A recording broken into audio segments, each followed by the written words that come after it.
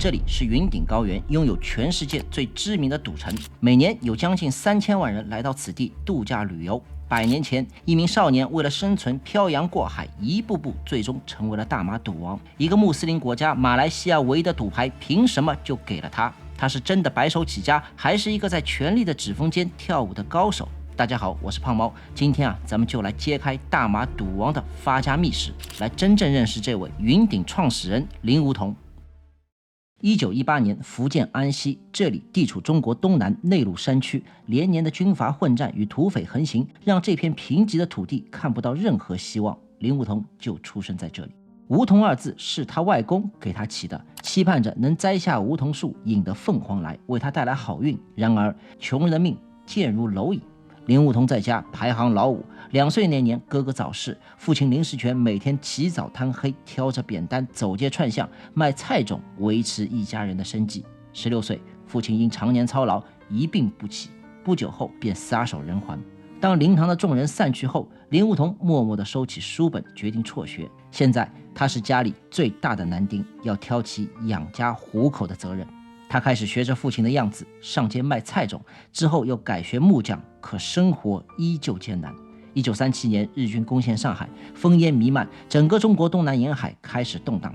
这个时候，一封信从马来西亚辗转寄来，是四叔写的，问他木匠手艺学得怎么样了，如果行就过来，南洋这边用得上。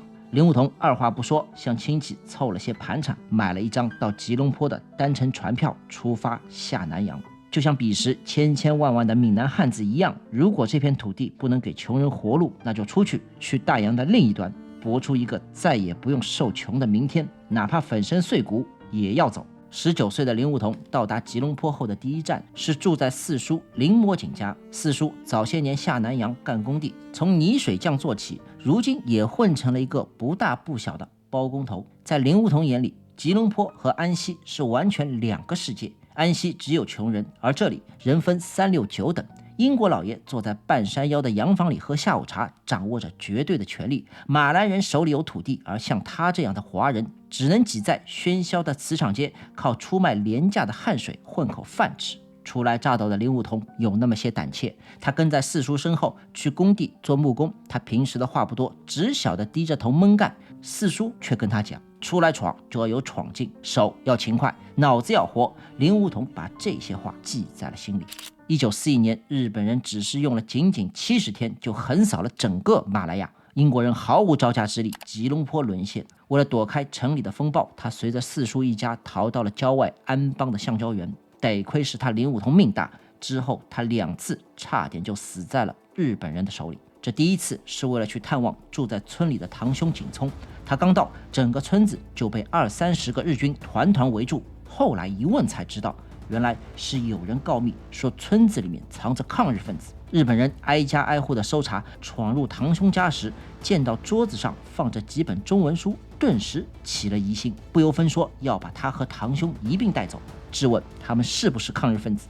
那些年被军车押走后人间蒸发的人是数不胜数，所幸有一个仗义村民和日军翻译多多少少有那么些认识，极力作证去说好话，讲他是从吉隆坡逃难来的，暂住在亲戚家，不是啥本地的抗日组织成员。日军军官这才将信将疑的就此作罢，临走时还开枪打死了邻居家一只狗，以示警告。这第2次是他的第6感救了他。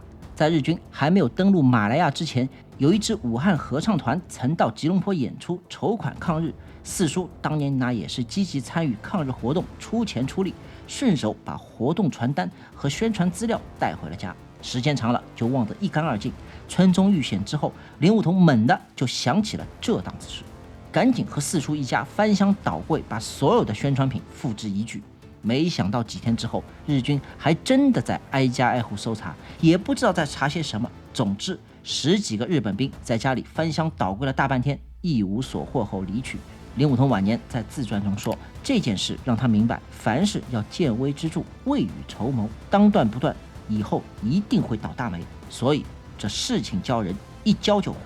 接下来马来亚是日本人的天下，四叔的建筑生意原本的关系那主要靠的是英国人，现在完蛋了，活也接不到。林梧桐搞来一辆破脚踏车，他有在老家做小买卖的经验，载着茶叶、万金油以及其他货物沿街叫卖，穿梭在吉隆坡的大街小巷。结果被他发现了一个发财的路子。什么路子？收废铜烂铁。其实在当年，你要说他收，那是客气的。说白了，炸毁的洋楼、抛弃的工厂、废墟里的报废机床、铜线、汽车零部件，干这行要什么本钱？只要胆子够大，跑得比巡逻队快，遍地那都是黄金。然后他再将这些废铜烂铁倒卖给废铁铺子，从中牟利。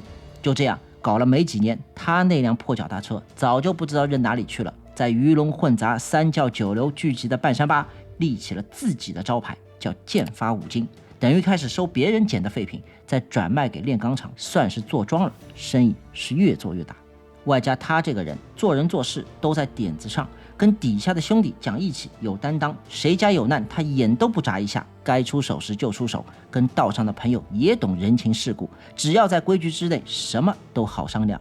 可要是有人不知好歹，到了见真章的时候，他这里可从来没有退让二字，谁来都不行。1945年，眼看着日本人败局已定，巴生有一家日本人经营的炼钢厂，还欠着林务同一大笔废铁款没结，他跑去厂子里要账，结果人家跟他说日本经理生病住院了，等过段日子回头再说。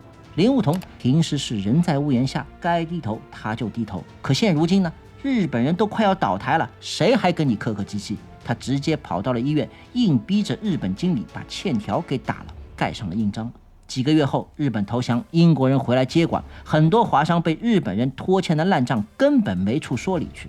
林务同却拿着那张凭据，合法合规的拉回了价值数十万的物资。这就是林务同。很多人喜欢将南洋华人起家说成励志的成功故事，可现实哪有那么容易？苦是真的苦，难也是真的难，但苦难不会给你带来财富，只有在乱世的夹缝中，用最务实的手段先活下来，然后再想尽一切办法搞钱。而南洋华人大佬们搞钱也从来不会什么技术创新，他们的财富密码只有2个字：寻租，跟权力深度绑定，向下收割。有人搞了糖，有人搞了面粉，当然也有人搞到了一块价值连城的赌牌。1945年8月，日本投降。9月3日，英军登陆槟城，随即成立英国军事管理局，接管整个马来亚。4年日战期间，马来亚经济几乎被打烂，日本人压根就没有想过要好好搞这里。而对于英国人来说，马来亚的战后重建不能等。战前，锡矿和橡胶是对外出口的2条经济命脉，也是英国财政的重要来源之一。国内战后经济压力巨大，急需马来亚复产输血。于是他们不惜成本，从印度和澳大利亚大批调来起重机、推土机、挖掘机、混凝土搅拌机等等工程机械，要尽快重启锡矿、橡胶园和港口。运来的机械远超实际需求，外加 BMA 行政混乱，大量设备就这么闲置在港口和仓库里。这时间一长，英国人里面就有人开始动起了歪心思，就说与其放着生锈，不如拿出来卖了，大家捞钱，反正天高皇帝远的，谁也管不着。林务同就在这个时候盯上了这些机械设备。他的这门生意逻辑很简单，彻底报废没法修的拆开来卖零件给那些修理铺，还能用的花点功夫翻新擦干净了卖给那些战后急着复工的锡矿厂和橡胶园。还有一些又大又贵一时半会儿卖不掉的重型设备，那就用来出租，后来干脆自己成立建筑工程公司。这挖土方的生意可比收废铁来钱来得快多了。还有一点你可别忘了，他四叔原本就是包工头，这个圈子一直没有离开过，人脉门路那都是现成的。到了1957年，东姑阿杜拉曼站在广场上宣读独立宣言的时候，林务同已经手握全马最庞大的重型机械军团。这个新生的国家现在最急需的是什么？当然是建设。建发实业拿下了亚一淡水坝项目，这个项目难度非常高，工程从1958年开始，先清伐原始雨林，再开凿改道隧道，引走河水，才能动工挖掘坝基，历时数年竣工，是当时全马来西亚规模最大的水坝。在此之前，当地所有类似规模的基建工程，清一色那都是包给外国公司做的。这一次合约交给了这家本地的华人建筑公司，这本身就是历史事件。凭借亚一淡水坝建立的声誉，林梧桐陆续接下了规模更大的政府工程，其中一项是与一家德国公司合作，在彭亨州金马伦高原承建水力发电设施，包括2座大型水坝和4座发电厂。所以，当一个商人能够做到帮政府解决国家级工程难题时，他就变成了国家机器的外包商。在那些水坝工地上，他和马来亚政治核心圈子里的人建立了真正意义上的私人情谊。这不是酒桌上的寒暄，或者说是去行贿的低级把戏。毕竟送礼这事儿不是你想送别人就会收的，谁都不是傻子。他让自己成为了整个权力系统中不可替代的那个节点，能办事、懂规矩、深度绑定国家基建的资本家。1965年，林梧桐47岁。这一年，他做出了一个疯狂的决定，他要在一座原始丛林覆盖的高山上建一座赌城，赌上身家性命也要做。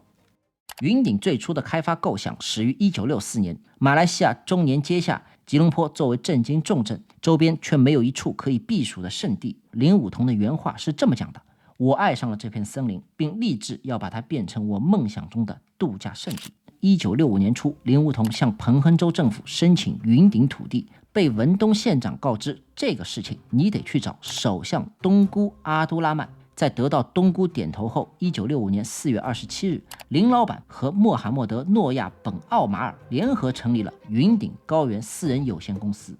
那么有兄弟可能要问了，怎么又多出来个穆罕默德·诺亚？他又是谁啊？他的来头可不小。巫统创党元老之一，还是马来西亚国会下议院首任议长。诺亚有2个女儿，分别嫁给了第2任首相和第3任首相。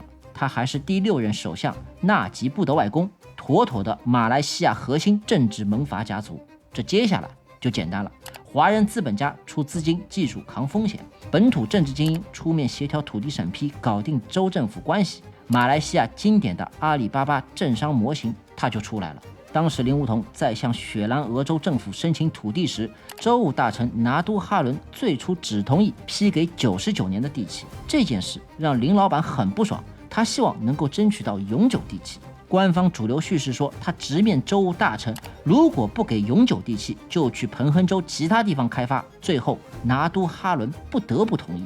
你用脚趾头想想，项目最初是东姑点头干的，公司里面还有一个诺亚政治老登。林梧桐要是能够说出这么幼稚的话，他都活不到今天。所以这件事情还得是诺亚去打个招呼，毕竟哈伦也是巫统的人，大家把利益谈清楚，问题很快就解决了。林梧桐拿到了永久地契。当然，哈伦这哥们儿到了70年代被人搞了，权力斗争败方的结算理由无非是滥用公款、贪污。他被巫统踢出去，那是后话了。不过各位要明白，我说政商关系不是说要贬低林老板，恰恰相反，这些人个个是人中龙凤，顶级智慧。就像我看大明王朝，我觉得我在里面都活不过半集。还是那句话，苦是真苦，难是真难，玩命也是真玩命。1965年8月8日，47岁的林梧桐亲率队伍开进云顶，挖山筑路。在工地，他事必躬亲，大树倒下，泥土塌方，汽车冲出悬崖。据他自己说的，前前后后差点6次丧命。到了1969年3月31日，上山公路竣工，云顶第一间酒店正式奠基。首相东姑亲临见证，为他站台，还给他带来了一句话，说政府考虑给云顶弄一张赌场牌照。林梧桐心中大喜，立刻当天下午将酒店设计从38间客房改到了200间。几天后，还急匆匆地跑去澳门找何鸿燊谈合作，被他一句话谈了回来，说兄弟，你连牌照都没有到手，我们谈什么呀？林梧桐是当断就断的性格，他在抢时间。4月28日，他正式递交了赌场牌照申请。仅仅6个小时后，马来西亚最高内阁全票通过批准。按照林梧桐晚年的自传中说，他将这6个小时归结为命运的巧合，是他坚持不懈，多年开山拓荒，感动了国家。那要说感动，多少有那么点扯。在一个以穆斯林为主体的国家，要通过一张史无前例、永久垄断、涉及巨额利益且极具宗教政治风险的赌场牌照，是要经过多少轮的跨部门博弈、利益测算与底线拉扯的？6个小时，连一份普通地契的审批都走不完，这会是临时起意的特批吗？当然不是。15天之后，1969年5月13日，马来西亚爆发历史上最惨烈的种族暴动，华人在吉隆坡街头遭到迫害。官方公布死亡数字是196个人，其中超过3/4是华人。民间估计的死亡人数远远不止于此。东姑被迫下台，副总理拉扎克上位。次年颁布新经济政策，要求所有华人公司必须出让30%以上的股权给马来人，全面压制华人经济命脉。暴乱过后，林老板的日子自然不会好过。后面1年，他要应付许许多多的复杂局面，游走在各方势力之中。工程这里也是坐坐停停，1年时间就亏损了将近500万吉令。这天天入不敷出，资金压力巨大，几乎就要崩盘。就在林武通最危难的时刻，有一个人伸出了援手，此人正是盘古银行陈碧晨，东南亚金融教父。老陈看人从来就不会看错，上一集南洋篇咱们就说了，那边还帮着卖银多面的林少良在印尼只手遮天，这里直接一出手就是500万借款，帮林老板把亏空的窟窿全部填平，林武通这才缓过劲来。1971年5月8日，云顶正式开业。同年，云顶有限公司在吉隆坡证券交易所上市。1980年代，云顶持续扩建酒店、博彩厅、娱乐设施，逐步形成云顶高原度假城的雏形。同时，在政府严格监督下，维持唯一境内赌场的垄断优势。除了博彩，云顶还进入了发电、种植、房地产等等业务。到1989年，云顶集团进行业务重组，成立名胜世界有限公司，专门接管和管理云顶所有的旅游与度假业务。同年，名胜世界在吉隆坡挂牌上市。这一阶段，林武通已经开始逐步从一线工程现场转向集团战略，除非有重大决策，其余的日常运营都交给了子女和职业经理人。林武通在退休时做了一件很能说明他性格的事，他把所有财产装进了一个叫国泰家族信托基金，分成3份，交给了3家不同的信托公司管理，集团经营权指定给了次子林国泰。